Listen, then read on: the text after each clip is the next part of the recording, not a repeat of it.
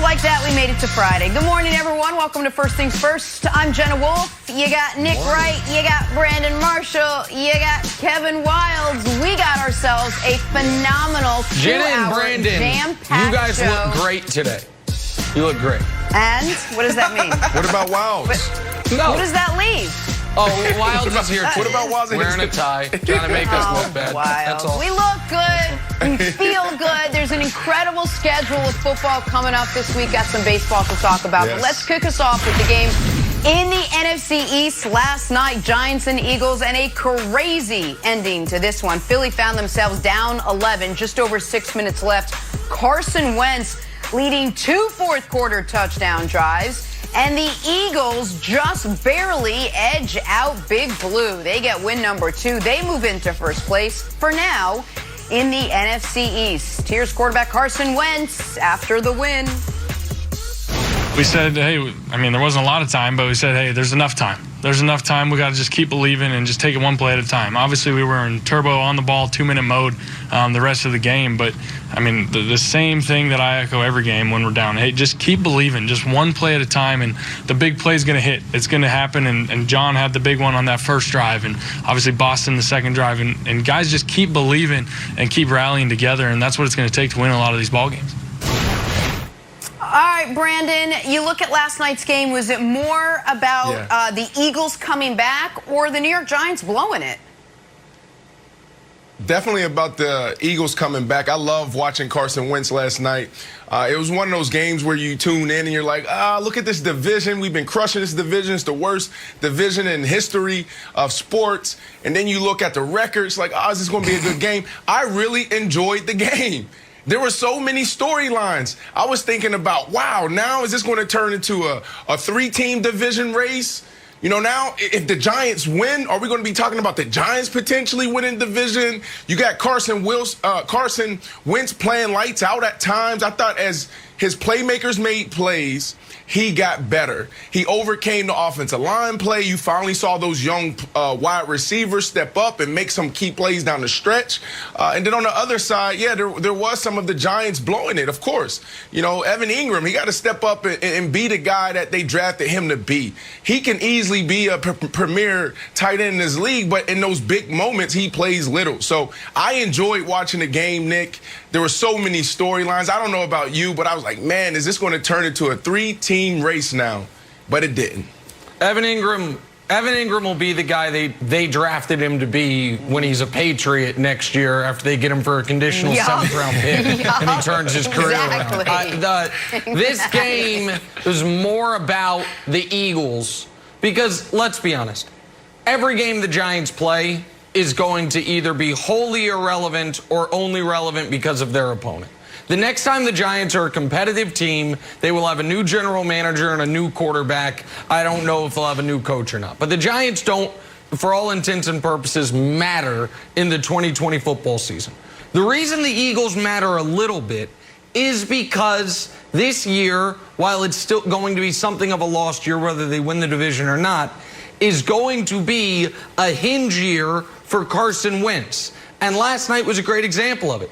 He did make some great plays. That pass to Boston Scott was a 10 out of 10. Perfect. It was absolutely elite. That is a perfect pass in any situation, much less the situation where they were in, which was, if you weren't watching the game, they had a 1st and goal from the 2. Kelsey gets a face mask penalty to where all of a sudden it's a 1st and goal from the 17, and they only have 40 seconds. So time, score situation, and degree of difficulty of pass, that's perfect. But in the same game, Carson also threw a horrifying interception inexplicably that took points off the board for Philly. And so what I'm interested in with Philadelphia Wilds is, who is the real Carson Wentz? Last night we didn't get an answer, but you saw kind of the good and the bad of him. So to me, this was more about Philadelphia preventing their season from going totally off the rails and Wentz having a nice rallying moment like he almost had last week against Baltimore, by the way, when they were down 16, almost came all the way back, and see if they can salvage something from this season. Nick, you know that flight that Captain Sully landed in the East River? Yeah. No, Hudson River. Got my rivers confused. Linda? Yeah. That's what that game reminded me of. If you got off that flight and someone asked you, like, hey, how was it? Like, well, I'll be honest with you, it ended really well, but it was a little hairy there. Right? It wasn't fantastic. Carson Wentz had one play, and if we can run it, Katanik, and I'll quote you what Troy Aikman said while watching this play on the replay. All of you young quarterbacks watching on your couch, don't do this. You will not finish the game as the quarterback. So then I started to think, man, we're getting close to Jalen Hurts time here. This is insane. Shortly after this, he threw his league-leading 10th interception, and next thing you know, he wins the game. So this guy, Brandon, you may have liked the roller coaster. I don't think Eagles fans do. I think Carson Wentz needs to believe in himself a little less. Just do normal stuff, dude. Stop watching Mahomes highlights. Absolutely. Well, I mean, it's listen, 1st and 10. I can see if the game was on the line. Right. Yeah, absolutely right. All right, so we discussed Carson Wentz. I'd be remiss if I didn't discuss the opposing quarterback, Daniel Jones, and the play we're all talking about this morning. Daniel Jones taken off in the 3rd, nothing but green grass in front of him. Watch out, buddy. Watch out for literally nothing. Danny Dimes trips up just shy of the goal line. He got 80 yards. The guy needed 88 for the touchdown. Patrick Mahomes chimed in with this tweet. I mean, I can't even say anything because I would never be able to run that far either. Brandon, was Daniel Jones' 80-yard run a highlight or a low light? It's definitely a low light, but I'm like Patrick Mahomes. I would never be in this position. This was not my game. And I think that's probably why he fell, because when you get an open field, the only thing you think about is, wow, that guy on the other side that we were scouting, he ran a 4.25. This guy ran a 4.3. He's going to come get me. It's just unfamiliar territory for guys like him, even myself. Oh, that's interesting. So it just freaks you out when you're in open space. I actually did this in like Monday Night Football against the Jets. Cromartie chasing me and I just tripped. I can get it. I understand it.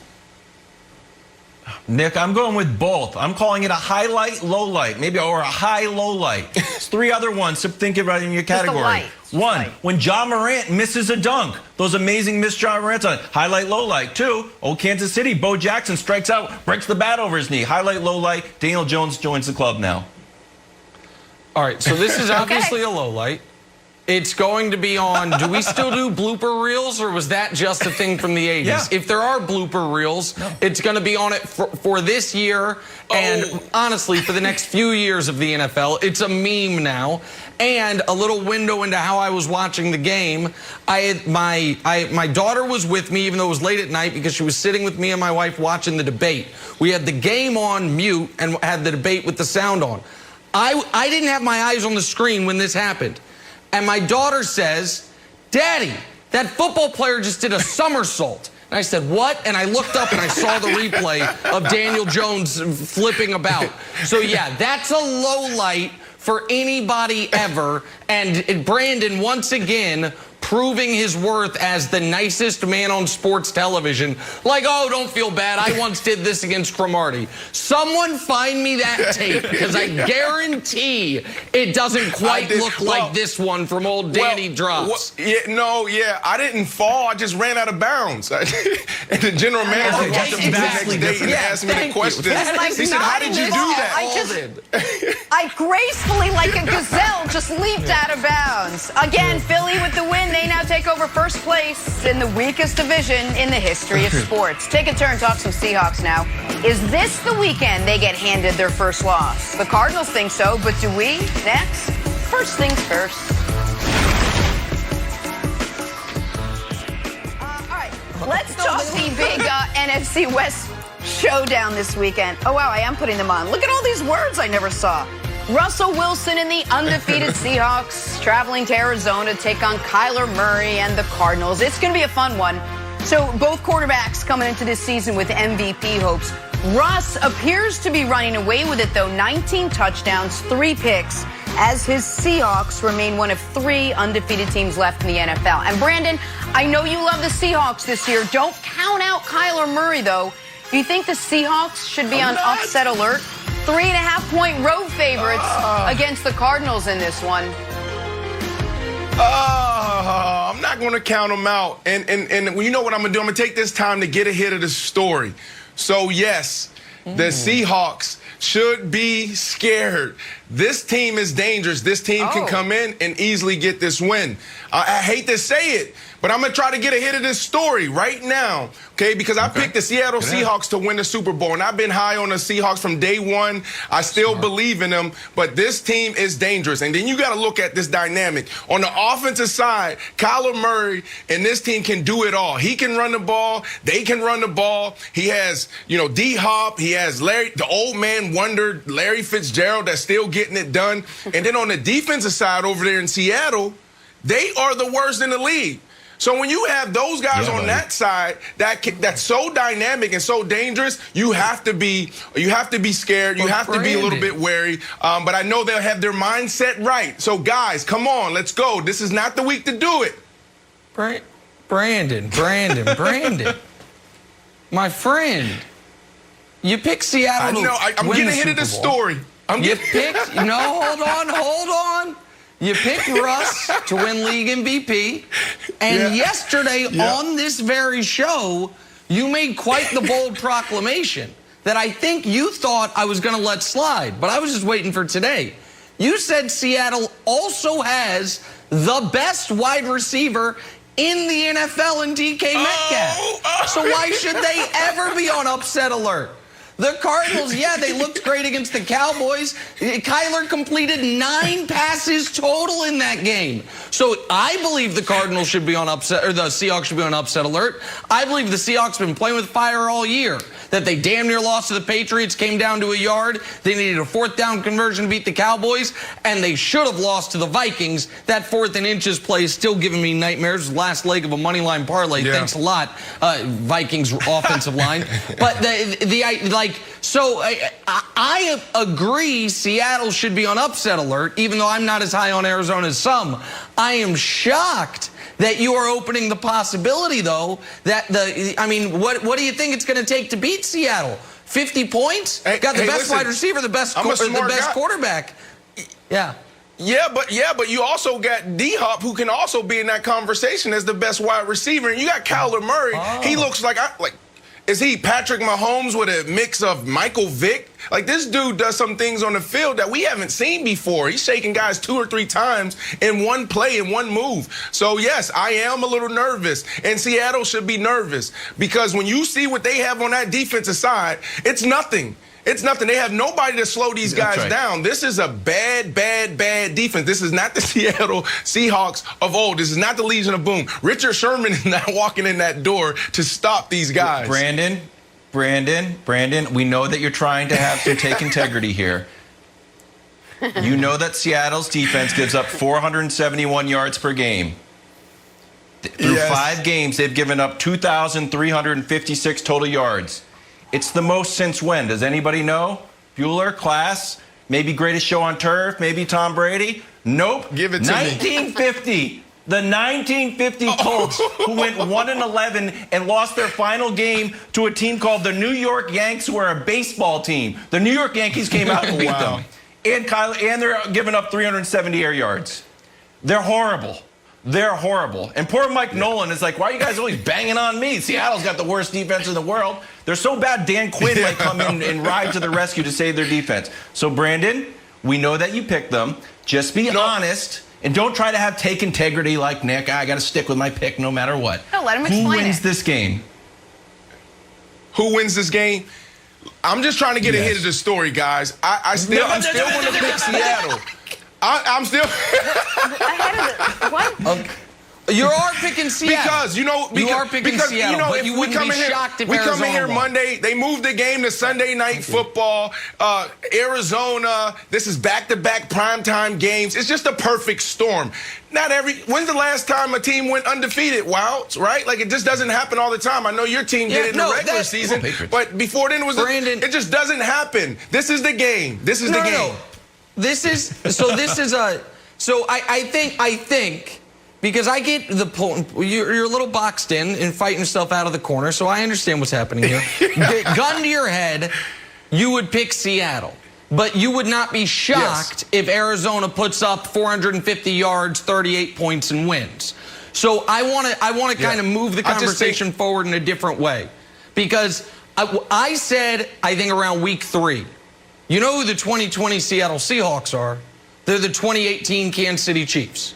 A team whose offense cannot be slowed down, whose quarterback is going to win league MVP, but whose defense ultimately will be their undoing. So my question to you is, from the numbers Wilds gave, are these defensive problems fixable? Is it as simple as Jamal Adams hasn't been playing, they gave up a boatload of picks for him, let him get there, add some toughness, or is this, as great as Russ and the offense has been, in the back of your mind as someone that did pick him to go to the Super Bowl, is it a massive concern, or is it just a slight concern? No, it's a massive concern. I mean, you can't fix this, and there's a couple problems here. Number one, you just don't have the players. They're banged up. They can't get pressure on the quarterback. Irvin went down early in the season. They already had some issues. They let Clowney go. And then on the back end, they do the same thing. Since Pete Carroll has come into the NFL, he's done the same thing. Like, I still have notebooks on notebooks of how to beat this defense. So when you think about them going into this bye week, because they're coming off a bye, most teams sit back and say, okay, let's fix these issues. They can't fix them. One, because they don't have the personnel, and two, he's not going to change his scheme. Every once in a while, they may throw in a corner blitz. Every once in a while, they may bring a safety, but for the most part, they're playing cover 3 zone. They're playing man. That's what they do. And you can literally, you can make them do what you want them to do. If you go 3-by-1 on 3rd down and you want to put Tyreek Hill at that 3 position, pretty much the extended tight end, and take him on a big crossing route, he's going to be matched up against who? KJ Wright. Everyone in the NFL does it. So they're too predictable, and they don't have the personnel. Maybe Antonio Brown and is not I used Tyreek as an example because that's the team that blew the top off. That's right. Daniel Jones went for a run last night. It was a long, fast, incredible run, right up until the point where he stopped running. And that, my friends, is the NFC East. This is First Things First. Danny fumbles. Now Danny stumbles. Now to play a little drawing a blank. And man, I can't see this play enough. Danny Dimes takes off, nothing but green grass in front of him right up until he's no longer running. Paint the house, Daniel. So, Brandon, Daniel Jones' 80-yard touchdown run and stumble was blank. It was confusing. I didn't know if I should be cheering for this guy or embarrassed, because I've been in this moment before on the big stage, and I literally ran out of bounds. Antonio Cromartie was chasing me, so I get it. But 21 miles per hour isn't a joke. My fastest time ever in the NFL was actually when I played for the Giants, and I clocked 20 miles per hour. This guy is faster than me, but he got to work on his leg strength, Jenna. He needs to come work out with you. He's not. And he did. Hold on a second. Yes, Wild. Brandon, he's right. And Nick is correct. Take it back. Not the Jenna part. Take back that Daniel Jones is faster than you. Retract that statement right now. You're a numbers guy. You're a numbers guy. Numbers don't lie. He hit 21.8. I clocked like 20.4. The fastest ever. Until he hit the ground. Okay, all right. He was moving, bro. That wasn't my game. I'm going to admit something I'm not supposed to admit on television. What do you got, I'm Nick? rattled right now. Brandon Marshall saying Daniel Jones is faster than him has rattled me. Listen, this is a stumble in the right direction. Think about this. And here's why. A stumble. Let me tell you why. Because when he was going to the ground here, I thought, oh, he's going to fall and fumble. But he didn't fumble. He saved the back-breaking fumble for the final play of the game, so it's a stumble in the right direction. He waited 59.5 minutes in this game until he lost his first fumble, which is one of the longest times he's ever gone in any game he's ever played. So he fell, but he didn't fumble, so it's a stumble in the right direction. I think it's 100% a highlight with a little dash of low light in it. It's just like when Bo Jackson struck out and would break his bat, or when John Morant misses an awesome dunk and we still put it on his highlight reels. It's still a highlight with just a little sprinkle of low light. It's okay. Okay, I'll take that. Let's move on to New England now, where Jimmy G making his big return to Foxborough. First time as the Niners starting quarterback to face his old team. But Brandon, the player you're most excited to watch in Week 7 is blank. Coming off a bye, I'm going to say it every week. Dangerous. Russell Wilson. Come on, it's the MVP. Come on, I ask you every week, Nick, I ask you, when you tune in to watch NBA, who are you tuning in to watch? LeBron James. He's the best in the business. So for me, Russell Wilson is not going to change, guys. It's not going to change. Okay. Okay, well, mine does occasionally change. This week, though, player I'm most excited to watch in Week 7, Snow Mahomes. Snow game Patrick Mahomes. You check the forecast in KC? Oh, we expect a massive snowstorm. Last time they played the Broncos in a snowstorm, all Mahomes did was throw for 350 on 80% completions. Defensive back sliding all over the place, not knowing where to go. Tyreek Hill streaking open. So Snow Mahomes is my answer, Kevin Wildes. I like that. Snow Mahomes. I like Snow Mahomes. I'm going with Brady and Gronk. They're back. First touchdown of the year last week. If they get one more, they move into second place for hookups, tying Steve Young and Jerry Rice. First place still Peyton Manning and Marvin Harrison, but they would get into the record books. One more, so they're back. Big win for the Bucs whenever they're going to play. All right, we head to Washington now. Zeke and the Cowboys coming in favored by half a point. They can move into first place in the NFC East with a win. I got 2 words for that division: watered down. Brandon, the team that should be on upset alert in Week 7 is blank. Yeah, Seahawks versus the Cardinals. I'm not picking them. They're not going to win the game, but I want to use this time to tell my pick, the Seattle Seahawks, my Super Bowl pick. Guys, this cannot be a trap game.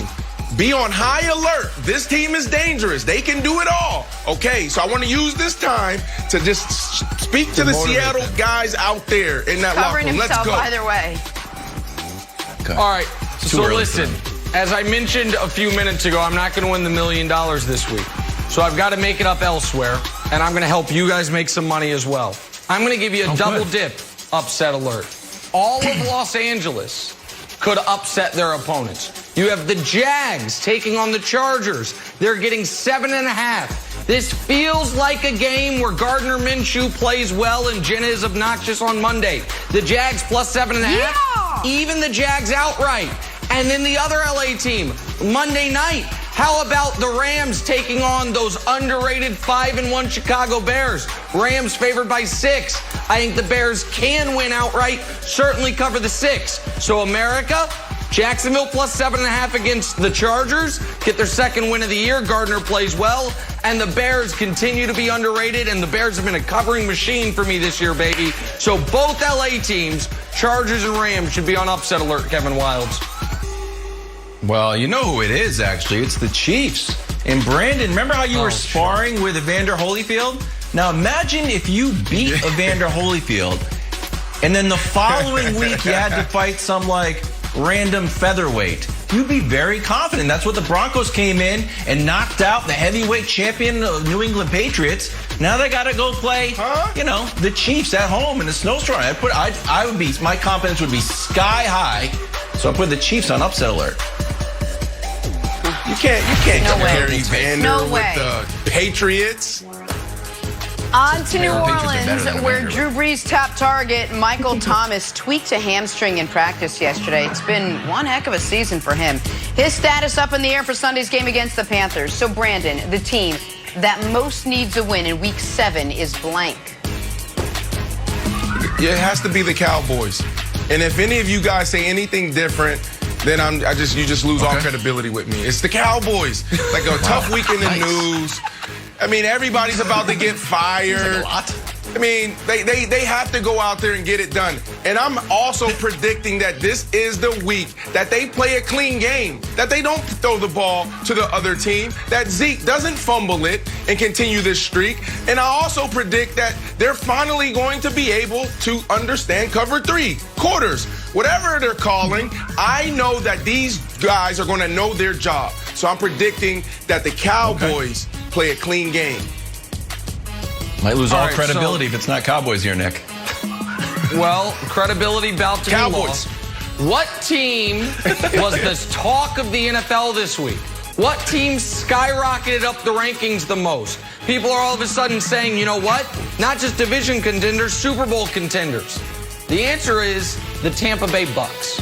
And if they end up losing to the Raiders who are dealing with players lost to COVID, don't even know when the game's going to be, all of that progress they made by beating up the Packers evaporates. So while you might say, well, they're 4-2, why do they need a win?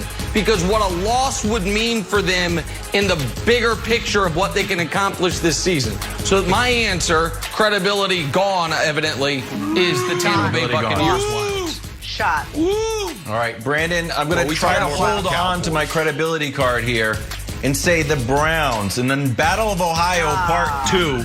Baker needs this win. Or I'll give you a little, this will hurt my credibility. If Baker plays awesome and they lose, probably okay too. So maybe that takes my credibility. He had a bad game against the Steelers. He was hurt, and the Steelers have the #1 pass rush in the NFL. Well, the Bengals don't, and you got another week to heal. He's got to play well, and Odell, I hate to say it, should probably keep his shoes on the whole game. I'm not even going to go there. Let's move on. Is it me, or are all the teams in the NFC East playing hot potato with the top spot? Carson Wentz and the Eagles now own it, but just barely after last night. Highlights. First things first, next. Wednesday night, the Rays battle back to tie the World Series at 1 game apiece, and that sets the stage for a pivotal Game 3 with the Dodgers tonight, 7:30 Eastern, 4:30 Pacific, only on Fox and the Fox Sports app. Nick, what do the Dodgers need to do to get the win tonight? Well, they're going to get the win. Walker Buehler's going to pitch great. It's going to be a 4-2 Dodgers win. We've been giving out baseball winners all World Series. Let's go Dodgers money line and the under. The total for this game is 8 runs. I don't think there'll be more than 6 scored. Buehler goes at 7 innings. 2 earned, pitches great. Dodgers bullpen takes care of the rest. Mookie Betts scores a run. Very, very specific preview prediction. 4-2 Great. Dodgers to take a 2-1 series lead. Had a stolen base. I've literally That's never all. heard a more specific prediction in my entire life. Take it to the bank, of all America. 75 years of broadcasting. Back to our top story this morning. Thursday night football. Giants, Eagles in a crazy ending. Giants with an 11-point lead with 6 minutes to go. Seems like a pretty safe lead unless you play in the NFC East, where it's literally anyone's division. Last night, Eagles stepped up. Carson Wentz, 2 fourth-quarter touchdown drives. Eagles win, but just barely. They get win number 2. They move into first place for now in the NFC East. And here is Carson Wentz after the win. We said, hey, I mean, there wasn't a lot of time, but we said, hey, there's enough time. There's enough time. We got to just keep believing and just take it one play at a time. Obviously, we were in turbo on the ball, 2-minute mode the rest of the game. But, I mean, the same thing that I echo every game when we're down. Hey, just keep believing, just one play at a time, and the big play is going to hit. It's going to happen, and John had the big one on that first drive, and obviously Boston the second drive. And guys just keep believing and keep rallying together, and that's what it's going to take to win a lot of these ball games. Oh, there's going to be a lot of believing to win in this division. Michael Vick joins us now this morning. Mike, good morning. Thanks for being with us. Let's start there. Was last night more about the Eagles coming back or about the Giants blowing it? It was a little bit of both. I think the Eagles, they did what they needed to do at the moment of truth, man. Just being in another situation where they was down, and when we probably thought that they was not going to come back and win the football game. And I'm saying to myself, this is going to be another disaster and more news to talk about tomorrow. And then Carson Wentz steps up the way he's supposed to. And, he leads a big drive, 2 big drives, and the defense stepped up. And I think for the New York Giants, this would be a learning experience for them. They'll learn how to keep a lead, and the defense will figure out how to go out and get stops when they need it the most. So I think the Philadelphia Eagles, they certainly put themselves in a position, even with everything going on, guys getting hurt, the offensive line still being banged up, guys going in and out of the lineup. Carson Wentz found a way to bring the team back, and I thought it was a good win for the franchise last night. Yeah, Mike, this was definitely more about the Eagles because they're more relevant. And I thought the same thing when I was watching the game. I'm sitting here, I'm like, I'm really enjoying this. Because when you approach this game, you're thinking about, well, the division, it's a bad division, it's a terrible division. And you look at the records like, they're not good teams. And then you turn on the game and there's actually some good football being played. But I thought about that as well. I'm like, so if they lose this game, that means now we're talking more about the Giants, who's not playing well, and now it's a 3-team division race. Like, that's what we're going to be talking about. And I just didn't want to get into the storyline, so I thought the same thing. I thought Carson Wentz overcame his offensive line play. They've been banged up all year. And finally, he got some help from his younger wide receivers. And the more plays that they made, the better he looked. If you go back to week 1, week 2, he was pressing. He still pressed a little bit this past game, but his feet was horrible in the pocket. His arm didn't look good. And last night, you can see him look like a golfer, sit in the pocket, take his time. Feet look great. Arm look crisp. So I thought Carson Wentz progressed and got better. He didn't do too much in that second half, and that's why they got the win, because he just stayed poised. I want to ask you a question, Vic, because certainly with Wentz and a little bit with Daniel Jones as well, what you have is a quarterback that if I just showed you their 10 best throws, you would say, oh, that can be a great quarterback in this league. But if I showed you their 10 biggest mistakes, you would say, oh, well, that guy's never going to make it. When you are evaluating quarterbacks, what to you gives you more confidence? For lack of a better example, the Teddy Bridgewater lane, where it's the great throws aren't that great, but the mistakes are minimal. You know what I mean? A guy who's not going to wreck the car, not going to wow you with anything. Or the more Carson Wentz lane, where it's like, oh, my God, that throw to Boston Scott was amazing. And then on the other hand, it's like, oh, my God, that interception in the end zone, how do you make that mistake? So, like, for you, when you're evaluating a quarterback, what gives you more confidence? How they play in the moment of truth, when, you know, the game is on the line, when, you know, they're facing the deficit, when they got to come back. I evaluate them throughout the course of the game, but it's more so when the pressure's on, when I'm paying close attention to, you know, the decision-making. Are they rattled? Are they poised? Do they have what it takes internally to bring their team back? And can they stay in it and not get antsy? And watching Carson Wentz last night, you know, it was mixed emotions. You know, I seen balls flying cross-body back across the field. You know, I seen some errant throws, and then, you know, I see some amazing plays. And so I'm watching and not really getting a feel of what's really happening and what's taking place. But then in the end, they find a way to win the game. And I'm looking at Carson like, you know, this is how it needs to be done. It wasn't pretty, but you got it done. So, you know, I'm looking at a little bit of everything, but I think what has to stand out is the decisions that they make, you know, in the moment. Yeah, I'm going to go another way, Mike. I'm going to put a moratorium on Carson Wentz watching any Patrick Mahomes highlights or any Michael Vick highlights. Because a little bit when I look up a recipe, I'm going to try to cook. I'm like, wow, that's how you chop an onion? I'm going to do that. And they're like, whop, whop, whop. And then you take it upstairs and you're like, oh, I'm going to cut my fingers off. This was a play in the second quarter. And, Mike, this is what Troy Aikman said. All you young quarterbacks watching on your couch, don't do this. You will not finish the game as the quarterback. So this is just bonkers. I think the guy believes in himself a little too much. And I know that's like their sixth offensive line, and maybe he has to do this. But to me, I think he just needs to throw the ball away and stop trying to make things happen, Mike. No, like Brandon said, this is Carson Wentz pressing. And when you got the media barreling down on you, we got us talking about you each and every week and trying to get the best out of you, then you're going to try to get the best out of yourself. And I understand Carson in those moments, but like Troy Aikman said last night, you still have to be cautious. And like I said, you have to still be able to be poised and make good decisions, you know, when the team needs you the most. And those are, you know, desperation situations, but that's when you got to be at your best. That's why you get paid the big bucks. And Wilds, this is a game is a great example as to why, and I know you give me a hard time about it, why I try not to be so results-based in how we evaluate players and teams based just on, well, they won in the end. Because Carson Wentz's best moment, best throw of the night was that pass to Boston Scott. It was a 10 out of 10. But he does not have the opportunity to make that throw. And instead, we are talking about what a disaster of a game this was for Philly. If Evan Ingram can make a catch that every player in the NFL would make outside of maybe Tom Brady in the Super Bowl. A perfectly thrown pass right in front of his hands that he drops. And so, like, I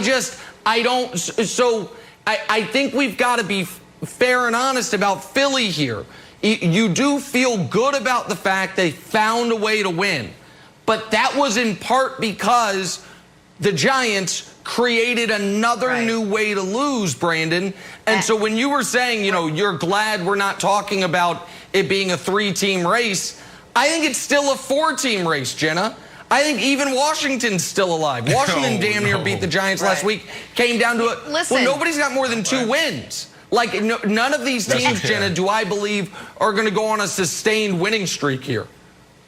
So that's what I was going to ask you before we move on. I want to ask you about Daniel Jones. I was going to say, after last night, does anyone suddenly feel, okay, now I feel more confident in the Eagles? And because of what Nick just said, because it was a little more of what the Giants gave away than what the Eagles did, maybe a little bit of both, I think we're in the exact same spot that we were before they even played the game. But let us talk about the other quarterback on the opposing team, Daniel Jones. We got a little Michael Vick experience here getting into that. Michael, we need your take on D. Jones' 80-yard run. Should have been an 88-yard touchdown run, if not for literally nothing, that tripped him up shy of the end zone. Please, my friend, break this one down for us. Well, I just had a funny feeling that this was going to happen before it even happened, and Daniel Jones wasn't going to sustain in the open field. He got the defensive flow one way, and he had an open lane. It was the Michael and Vick experience for about 8 seconds, and then it all of a sudden turned into the Daniel Jones experience. And you know what? I'm just glad that they finished the drive, so we don't have to talk about this all day today. Daniel Jones experience, ladies and gentlemen. It's brutal. If they didn't score, this would have been a terrible, terrible, terrible moment for him. It would have been so much worse. But look, Mike, I'm guessing that you've never done this before because you're a guy that actually experienced this over and over and over again. Always was in the open field. For me, I never was in the open field. That wasn't my game.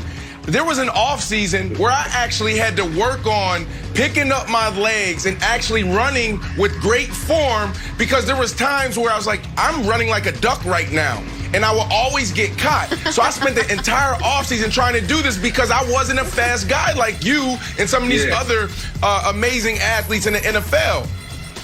Yeah. I was more faster in spurts and in bursts. I wasn't a long distance runner, so honestly, I can understand how Daniel Jones couldn't complete this run because that's like the boogeyman. Oh my God. There's no escape. Oh my God. Now, Vick and Brandon are too nice. They're great guys. Mike Vick could have turned around at the 40 and moonwalked into the end zone, and nobody would have caught him, and he wouldn't have fallen down.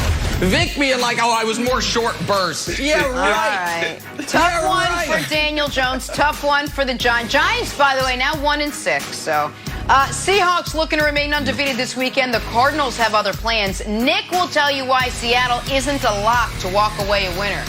Next, first things first.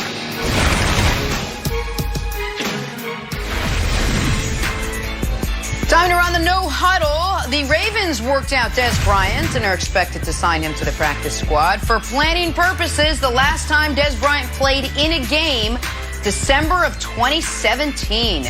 Brandon, can Dez be a factor for Lamar Jackson and the Ravens? Yes, now he can, absolutely. But when they brought him in a couple months back, he wasn't ready. He didn't have the pop. He didn't have the quickness in his mid-range game. He took too long to get out of his cuts.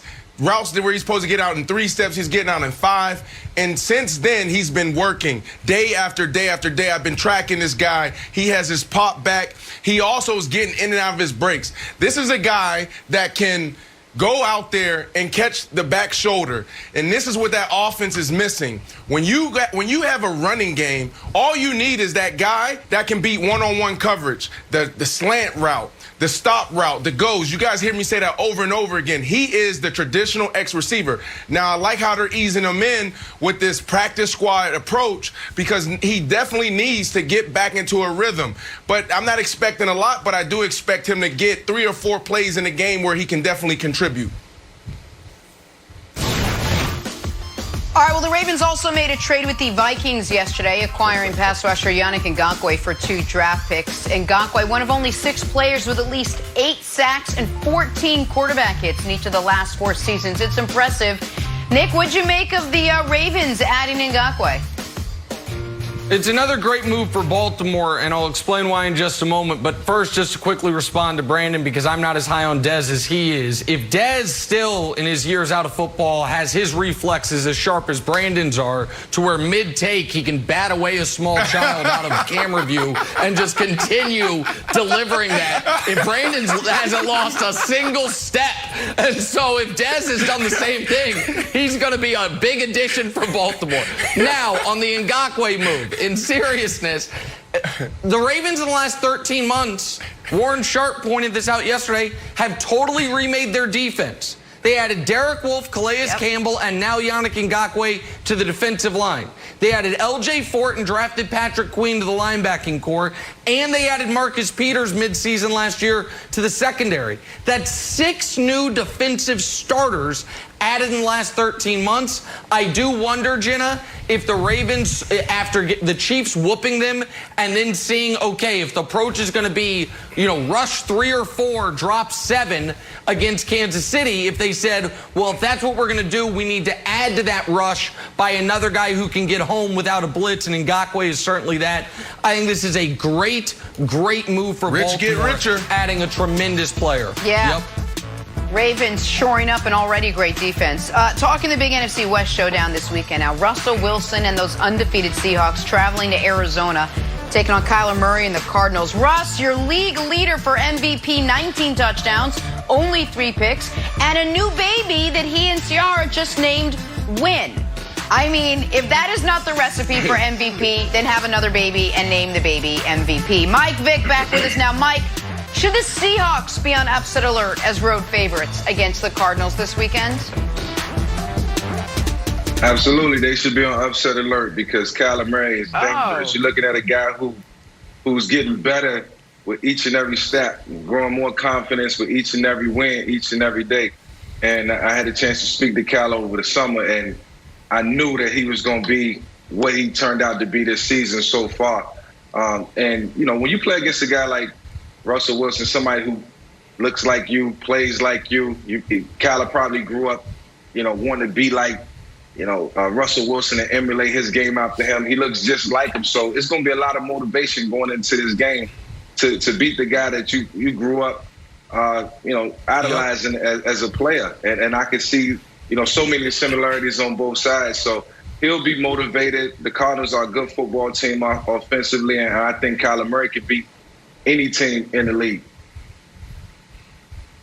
Yeah, Mike, I'm with you. Absolutely, they should be on upset alert. And you guys got to remember, this is my pick. I picked the Seattle Seahawks to go to the Super Bowl. But this is a scary game. I wouldn't call it a trap game for them because Pete Carroll, Russell Wilson, and those guys on that defensive side, like those linebackers, they do a great job of approaching every day, every week the same. Like, they're trying to knock your head off. They're trying to put up 40 points. Like, they do a great job throughout the week of preparing. So it's not a trap game, but it's a game where when you look at the matchup, it gets a little funky. They have the worst defense in the NFL, and they're giving up so many yards in the back end. And then on the offensive side, you're going against a top 5 offense that can do it all. The quarterback can rush for 100 yards. And then you have DeAndre Hopkins, where all you got to do is just throw it anywhere on the field, and he'll probably come down with it. And then old man Larry Fitzgerald doing what he does in the run game and also going down the middle. So for that reason, I think the Seattle Seahawks need to be on alert. But think about this. We're talking about Russell Wilson and MVP. You just mentioned it, Jenna, and we talk about it every single time, and I know I always do. Isn't this the game where he's going to show why he's the MVP? This is the game where he'll have to put up 35, 40 points. This is the game where he's going to have to do it again, those 2-minute drills. So I'm excited to watch Russell Wilson step into this moment. Now watch this. There's a lot of guys, and Vic, you talked about it earlier. Nick asked you the question, well, what are you looking at when you evaluate a quarterback? You talked about those pressure moments. Russell Wilson, there's nobody better. And this is where greatness is on display, because you're going to see Russell Wilson rise to the occasion. He just does it. He embraces it. I remember one day I asked him the question, I'm like, Russ, so tell me about this 2-minute thing. Like, man, like, why do you want to be in 2-minute all the time? He said, Brandon, that's where greatness happens. He said, if every game it came down to a 2-minute drive, I would sign off on that. This dude is special. So here's you're right about that, Brandon, in that the Seahawks, not just this year, but over the last few years, have broken all the statistical models on how often you're supposed to win close games. They are the best close late team in the league, and that's because of 3. That's because of Russell Wilson, and by the way, he's been that guy since the moment he walked into the league. His second year in the league, he won the Super Bowl. Everybody knows that. His first year in the league, he was down 20 points at halftime of a playoff game, and with 90 seconds left against the Falcons, his team had the lead. Like, he brought them all the way back in that game before a field goal beat him. Like, he has been a consistent big game, big spot performer from the word go, whether it was at NC State, Wisconsin, or Seattle. But your point, I think, is the best one of this is one of the reasons he's such a favorite to win the MVP. And Wilds, you talked about this earlier this week, is because they're never taking the air out of the ball. They always got to go score. Yeah. They always got to keep putting up points. It's why, gambling alert, my favorite bet of the week this week is over 56 in Cardinals Seahawks. Because I think this is a 35-31 game at a minimum. I don't think either team's going to be able to stop the other one. But Wilds, I want to throw something to you real quick, because you said something off the air that not a lot of people have been mentioning. Quietly in that Cowboys game, Kyler struggled a bit. He was unbelievable with his legs. The Cardinals scored 38 points, but he was, I think, 9 of 24 passing. I think the Cardinals are going to win. But for the Cardinals to win, Kyler's got to snap back into around that 65-70% completions against a very porous Seattle secondary. Yeah, he completed 37% of his passes for 188 yards. So this is the rare Kevin Wildes championship belt game. Here's the theory, Nick. Sometimes people get labeled, Cliff Kingsbury, for example, offensive genius. Well, okay, buddy, you don't get to keep the championship belt throughout your entire life. You just put up a stinker in Dallas, who has a terrible defense. Now you got Seattle, who's given up 370 air yards. You got to put your title belt on the line here, buddy. If Kyler Murray throws for less than 200 yards against a defense that's given up 471 yards total, you lose your belt. You lose your belt, and you know what? You got to lose your mansion, too. You got to move into a small condo in Phoenix. That's it. You can't go up against a defense that has given up almost 500 yards and not put pedal to the metal and still leave and be like, I'm still an offensive genius. You got to do something here. And Brandon, it's a big Achilles heel for this team. It's half a team. And it's like Steelers are great offense, defense. All these teams are great offense, defense. Chiefs are great offense, defense. Seattle, the worst defense in the league, and we're like, oh yeah, probably go to the Super Bowl with the worst defense in the league. I think this is gonna. I think Seattle's gonna get exposed here, and no one should be surprised. Listen, I don't think they'll get exposed because of what they have on the offensive side, but you are 100% right. They can't get after the quarterback. They have no pass rush.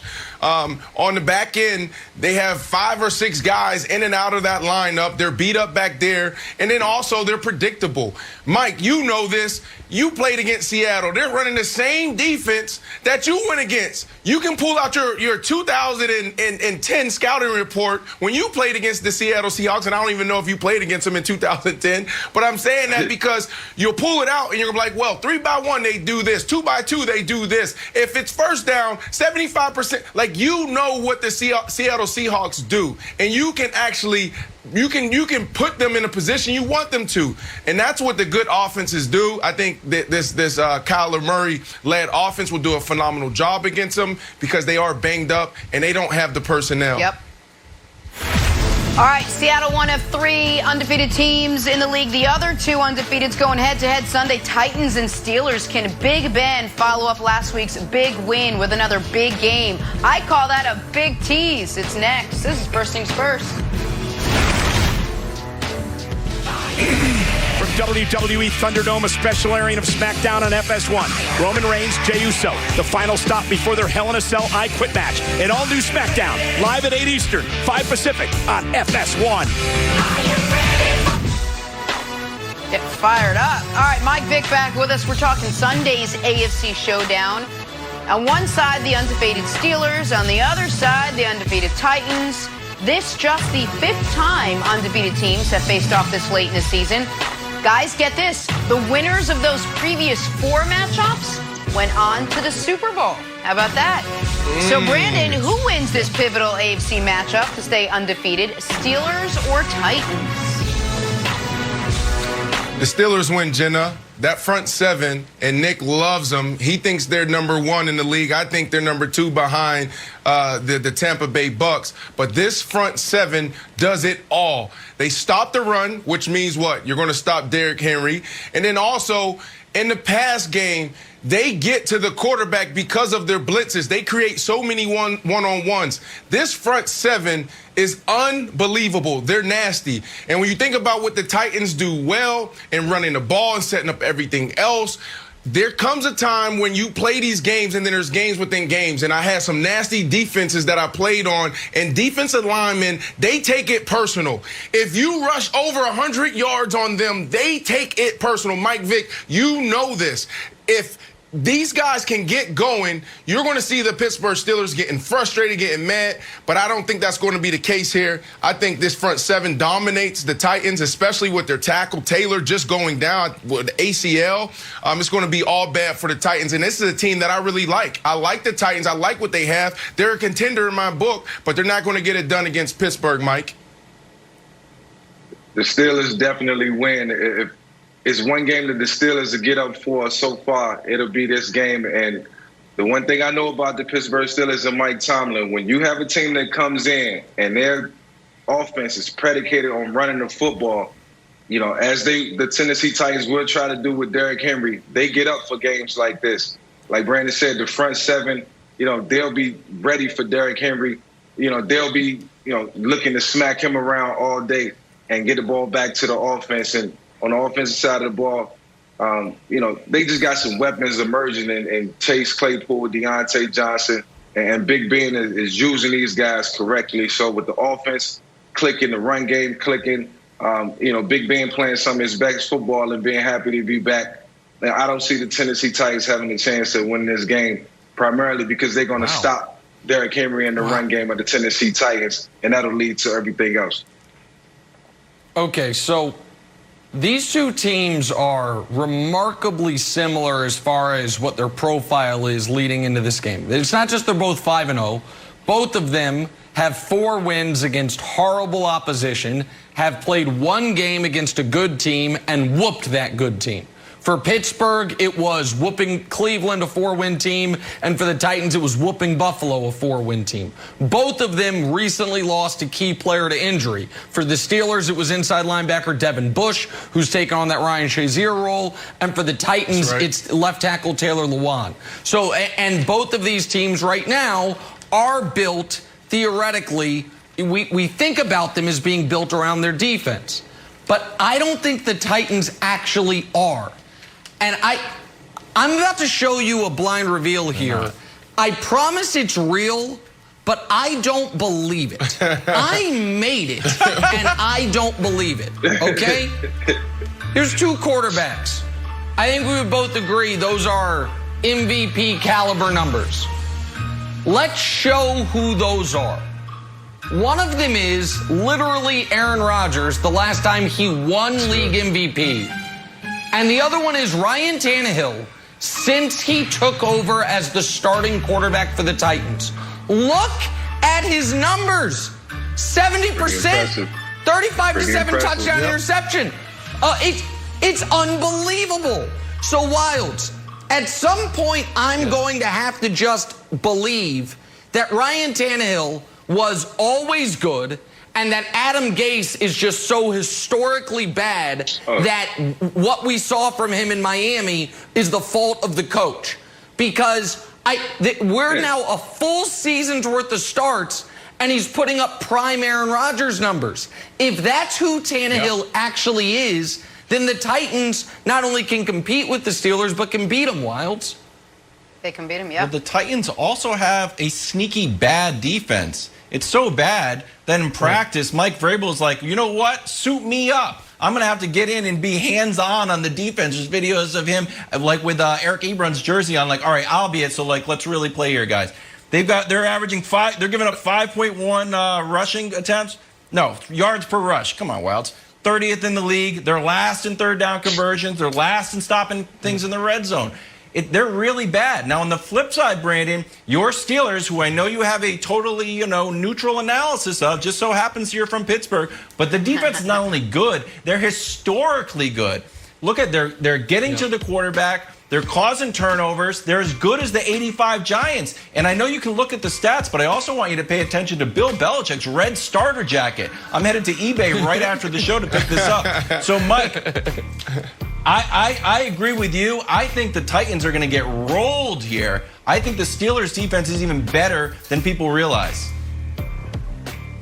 Well, the Steelers' defense have about, I think 6 or 7 first-round picks, if I'm not mistaken, and they've been used correctly from Bud Dupree to the trade for Minka Fitzpatrick.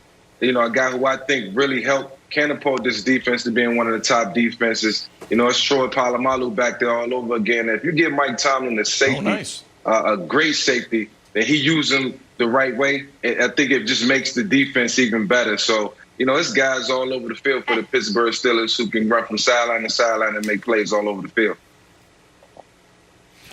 Yeah, I agree with you, Mike. On the defensive side, that front seven, we're talking about it, and we may be talking about a little too much, but Hayward and Tuitt, Watt, Dupree, those guys get it done in the run game and the pass game, and that's rare. Sometimes guys just want to get after the quarterback. That's all they want to do, and they stand down when it comes to the run. But on the offensive side, and that video you just showed, Wilds, is interesting because that is their X factor, his coach. That coach is doing a hell of a job. He's one of the smartest coaches out there, and has definitely been highlighted since last week and those key decisions he made to get his team down there. But this is a point of emphasis. This is why that's important. It's not that he's out there having fun, but he knows that he has Big Ben coming in. He has Claypool, who you just talked about. This is how they're getting it done in the passing game. They're running the ball. They're able to average 5 yards a carry. So what does that create? One-on-one matchups. Big Ben loves throwing the back shoulder. So what he's doing is reiterating to his team, they cannot beat us this way. DBs, you have to play big this week. You can't do this. So I love Coach Vrabel. To me, he is an X factor because how he coaches. Go ahead, Jenna. All right, I'm going to jump in. I just want to ask you this. We talked about the Steelers front seven. We talked about the Titans and the lack of defense and all of it. We talked about Tannehill. Are we all sold now on Big Ben? Has Big Ben turned the corner? He was a little rusty when he started. Are we now all confident we're getting the Big Ben from years past? I mean, can he run this offense right up to the Super Bowl? That's a question for this guy. I'm not sold on everybody it. else That's why I'm answering it. That's why I'm answering it. That's why I'm talking. So, listen, I said before the year, if Big Ben doesn't show his age and the ill effects of the injury, this could be the second best team in the AFC. Thus far, he's checked both those boxes. He's looked good. The defense has been even better than last year, and that's why I believe right now the Steelers have leapfrogged the Ravens as the Chiefs' biggest competition in the AFC.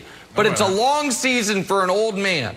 And so I just need to see Big Ben playing in November and December before I think you totally put those concerns to rest. But right now, Jenna, I believe the Steelers are the second best team in the entire NFL. I think they have shown that through five games of the season.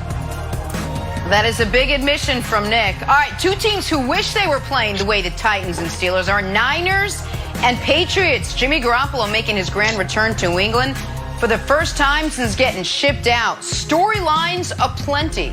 Next, first things first. Let's talk some Patriots. New England coming off a shocking upset loss to the Broncos last week. Cam Newton and that Patriots offense they had nothing going. And that's me being generous. They now sit in third place in the AFC East with an old friend coming to town Sunday. Not Wilds. He's not coming to town. Close, though. Jimmy Garoppolo. Kevin Wildes, same jawline, but different works that do for a living. Mike Vick joins us now. All right, Mike, let's get serious. You expect Cam and the Patriots offense to finally start clicking Sunday against this 49ers defense. Is it all going to now come together for them? Well, I'm expecting it to all come together, and I think the pandemic effect had an effect on the New England Patriots last week. They didn't have guys practicing, guys in and out of the lineup. Cam probably wasn't feeling as healthy as he probably is this week. And we expected them to still go out and beat the Denver Broncos team, and it didn't happen. On the other hand, the San Francisco 49ers defense, they'll have some confidence after beating the Rams last week. And it's going to take a complete effort, not just from Cam, but from everybody, to pull this thing together and find a way to beat the 49ers this week. And like I said, I expect other guys to step up. It's not going to be an easy game, but this is the time for the New England Patriots to rip off a couple wins, maybe 2 or 3 wins. And this is the time of the season where you get rolling and you start to compile some wins. So this is the perfect game for that. It's not going to be easy by any stretch, but I'm looking at Cam to show us what he showed us in week 1 and week 2 when he came out, lights out, and had some great games. So this is going to be on Cam. This is going to be on the entire offense. The defense has played well, but they got to put it all together this Sunday. Yeah, I agree. Absolutely. This is the game, and it's for one reason. I'll be quick here, Nick. It comes down to this. This is it. The strength versus the weakness. On offense, in New England, they're number 2 rushing team in the league. They can get it done there. In San Francisco, they can't stop the run. The interior D-line is just average at best. So for me, when I look at what Josh McDaniels does, it's like, how do we exploit this team's weakness? Expect them to run the ball over and over and over again. Expect Cam Newton to be on quarterback draws. Expect them to have so many different type of formations and motions that do the same exact thing. It's going to be the same thing. Run right, run left, right up the middle. That interior defensive line in San Francisco, they just can't get it done. And you can also say they're undersized. So I think they get it. They get back on track. Offensively, I think Cam Newton looks better. I think they protect Cam Newton when he does pass. I like this matchup for the New England Patriots. Okay, I do too. But I would be lying to you if I told you I wasn't slightly nervous. And I'm not going to hit the panic button if we lose this game because, to be honest with you, as a Patriots fan my whole entire life, I threw my panic button away when we got Bill Belichick, and I need to get a new one. The panic it was an analog panic button. Now they make digital panic buttons. So here's the thing. I'm running out of excuses, guys, if we don't win. We lost to the Seahawks by a yard. I was like, we lost a yard. Then the JV Patriots lost to the Chiefs. I'm like, fine. And then we had the COVID chaos last week. I'm like, okay. Well, if we lose this one, I'm going to go to Home Depot and have to get a panic button. But I don't think we do, Nick, because I assume that Bill Belichick takes out his notebook on Jimmy G, and he said so many nice things about Jimmy G. But if he goes to the back of the notebook, it's like, aha, you get the evil genius, Bill Belichick. You do have weaknesses, Jimmy, and I don't say them publicly, but I hold them in a cauldron, and it's very Halloween theme in that part of his office, Nick. So I assume Belichick will know the secrets to get into Jimmy G's head and win the game. So that to me is the angle of this game. I know it says on the screen, do I expect Cam and the Pats offense to start clicking? My honest answer is I'm not sure. You guys know I believe in Cam, but I don't think we really have totally worked in, and I don't think we really know how much actually getting COVID affects different guys. To cross sports for a moment, everyone crushed Russell Westbrook for his performance in the bubble. How much of that was the fact that he had COVID? I don't know. I don't know the answer to that. Some guys certainly get it. They're asymptomatic. They're fine, and they keep it moving. So I don't know what Cam's going to look like. I do expect, though, Jenna, the Patriots defense and those defensive coaches, most notably Belichick, to know exactly how to rattle Jimmy Garoppolo. And I think that is the key to this football game and to the Patriots getting back to 500, Jenna. All right, well, then let's shift gears to another former New England quarterback, Thomas Edward Patrick Brady. Bucs quarterback was asked yesterday, remember this, about not shaking Nick Foles' hand following the Week 5 loss in Chicago? You know the one when Tom forgot the downs. You know the one. Here's Tom, what he had to say. Take a listen.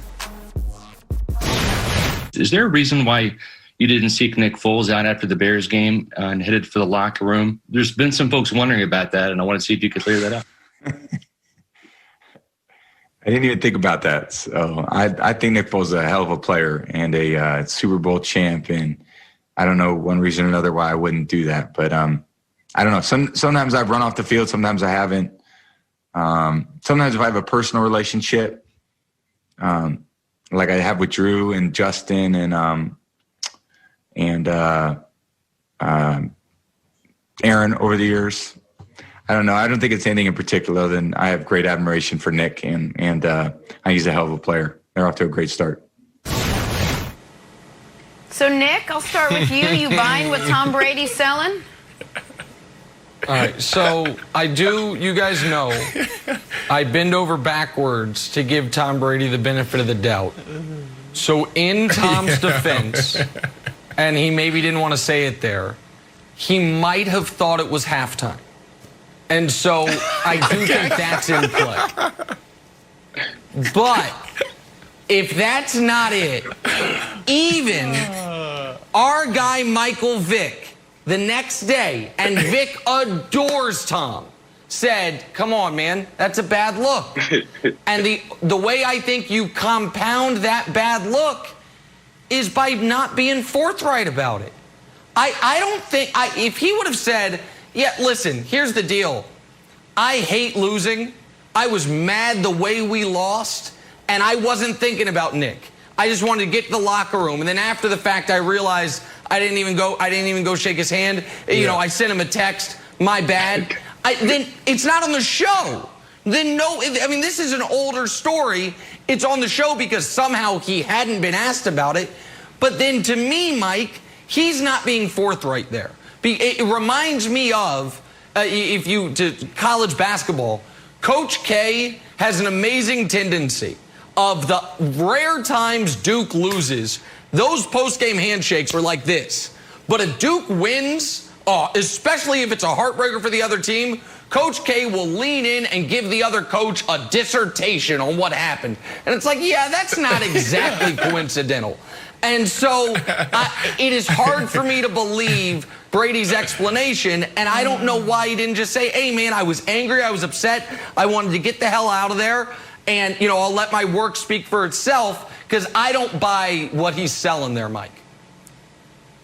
Yeah, I think Tom Brady's facial expression and his body language in that interview kind of says it all. Now, I'm not going to go off the cuff and say something that I don't know, but in just looking at it at first glance, I don't know, Tom. Like, you know, at the end of every game, every quarterback finds a way to the opposing team quarterback to shake their hand or to give some form of a congratulations. It can go either way. And, you know, Tom had just went through a lot. He got beat up that game, not making any excuses. Yeah. He got beat up that game. You know, he had the fourth quarter, you know, incident where, you know, he thought it was, you know, an extra down. He thought it was fourth down.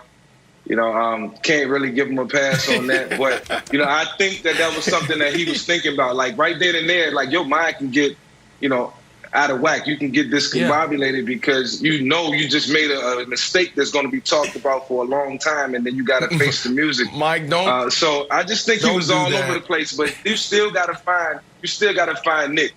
You still got to find Nick Foles, shake his hand, congratulate him, and get up out of there. And that didn't happen, so we can't give Tom a pass on that, man. You got to be forthright. No, you know what? Brandon, I've said it multiple times. You know what I don't like? Halfway measures.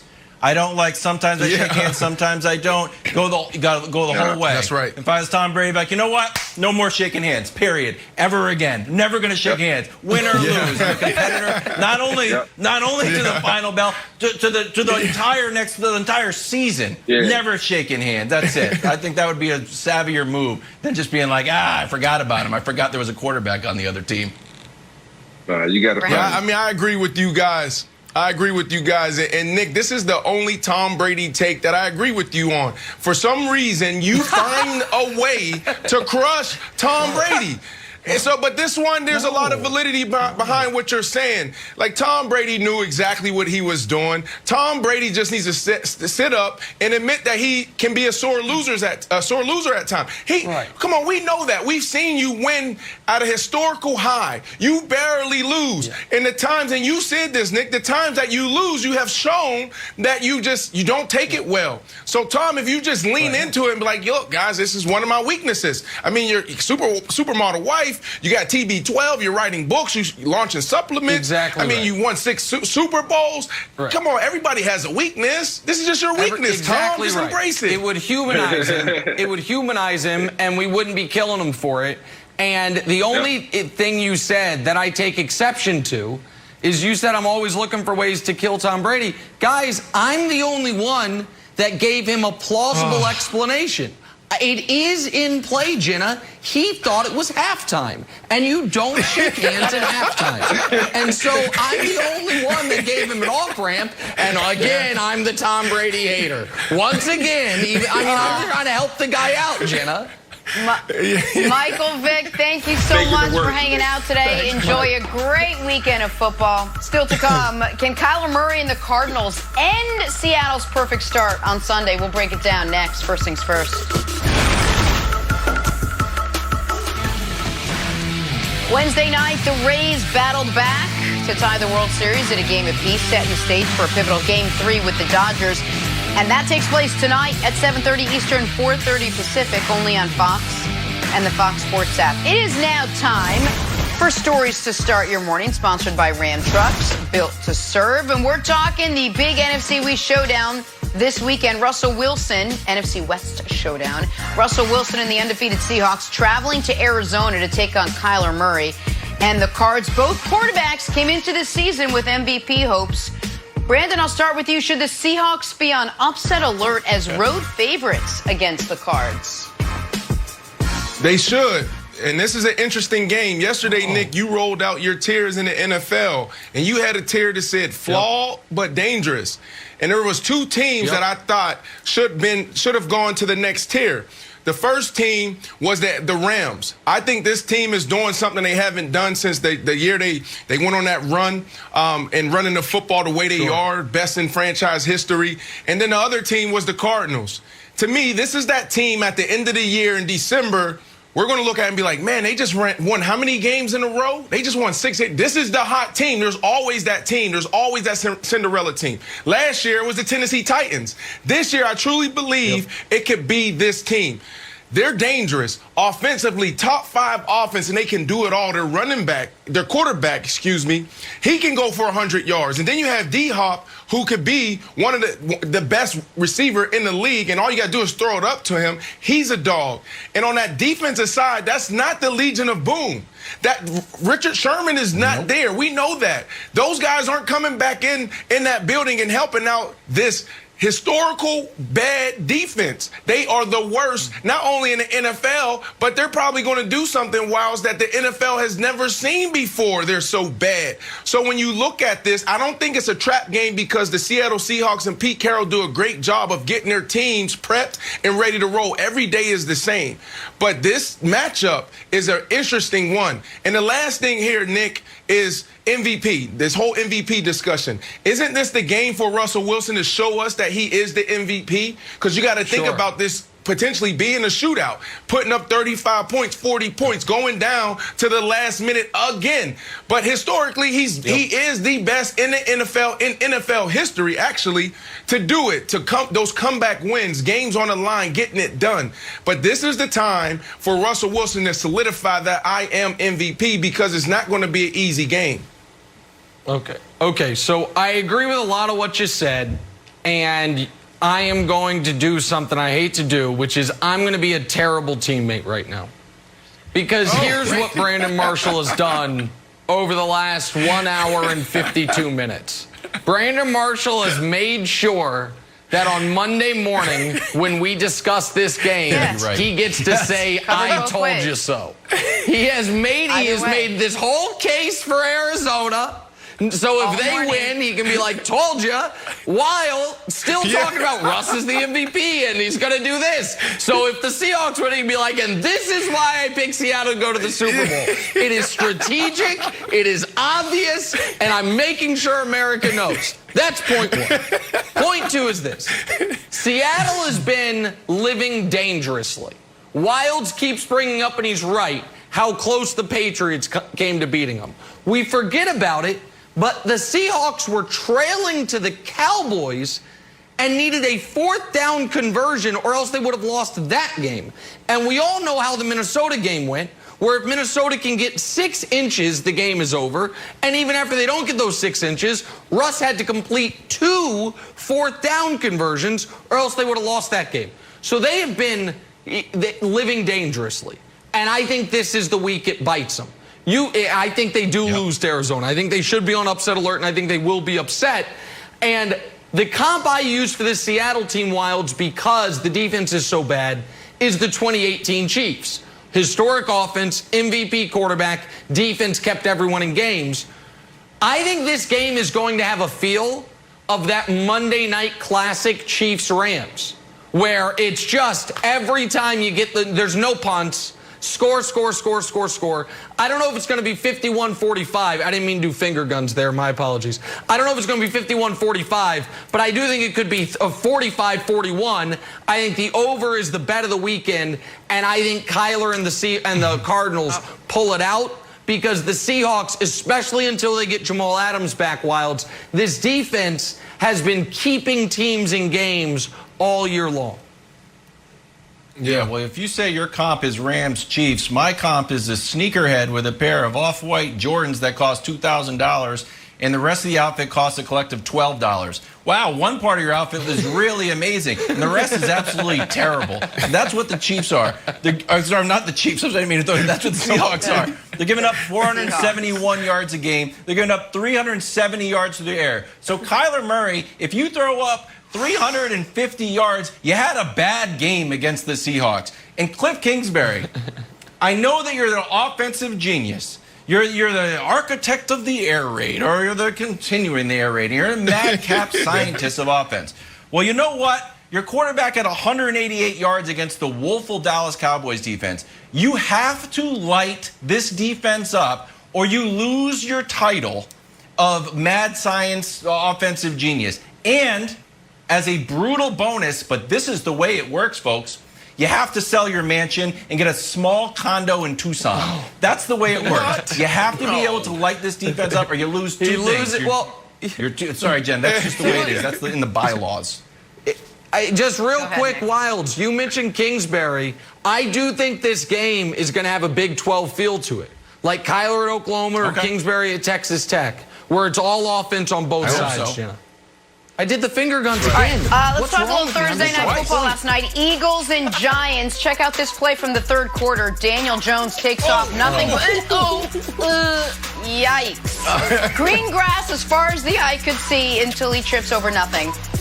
Sorry, Daniel Jones. He got 80 yards. He needed 88 for the touchdown. Brandon, when you look at this play, would you consider this 80-yard run a highlight or a low light out of Danny Dimes? This is definitely a low light, and it could have been lower if they didn't score on the next possession on this drive. Like, this is bad. But at the same time, I didn't know if I should cheer for him or be embarrassed because he did something elite. I think this is the fastest time by any quarterback in the last couple years or something. Faster than Kyler, who we just talked about. Faster than Lamar Jackson. Faster than I've ever run. The fastest I ever ran in the NFL was actually when I played for the New York Giants towards the end of my career, and I clocked like 20.4. Coach Aaron Wellman said, oh, here you go. Here's what the GPS said. This quarterback hit 21.8. And I'll have to take up for him just a little bit. Because for me, I always struggled in the open field because I wasn't that type of wide receiver that had that breakaway speed. So it was uncomfortable for me when there was nobody around me. And there was one play in particular on Monday Night Football playing against the Jets. Antonio Cromartie's chasing me. I just ran out of bounds and I looked like I was running like a duck. So Danny Dimes, bruh, this is bad, but I feel you. I feel you. Well, Nick, you know what time it is. It's time for the return of one of America's famous games. What will Joe Judge do? What will Joe Judge do? We know that he famously had several great taping tennis balls to the people's hands and jumping on the ground with slip and slide. So what should Joe Judge do to make sure this doesn't happen again? Number one, take everyone on the Rockaway and run in the sand. Number two, log rolling expedition. And number three, a treadmill up to 50 and you're running like Chad Johnson. Which drill should Joe Judge do to make sure this doesn't happen again? I think running in the sand's a good one, Wilds. But by the way, our great social media executive producer, Lori Reyes, just sent me the play Brandon's talking about. I got it on my phone right here. Oh, great. Brandon is far too nice. Brandon Marshall whoops Antonio Cromartie on a route. It's a corner route, and his momentum carries him out of bounds. He doesn't rumble and bumble and stumble like Daniel Jones does here. So Brandon's too nice. He's a nice This is man. a low light, Jenna. Yes, he is. Guys, we got to play a little Take Your Pick. World Series Game 3 tonight. Series all tied up. Who wins the pivotal Game 3? Dodgers or Rays? Nick, take your pick. All right, I don't want to be too specific here. So I'm going to say Dodgers win 4-2. Walker Buehler goes 7, gives up 2 earned runs. Mookie Betts scores 1 run. You bet the under, you bet the Dodgers. You give yourself a nice little cushion for this weekend going into football. Dodgers win 4-2. Walker Buehler plays great. I love it. I love it. Dodgers win. Buehler gets it done. Hey, he's only given up 4 runs all postseason, Wilds. Dodgers win. Mookie Betts with another big game is going to win MVP of the World Series, and Red Sox fans are going to keep crying across the globe.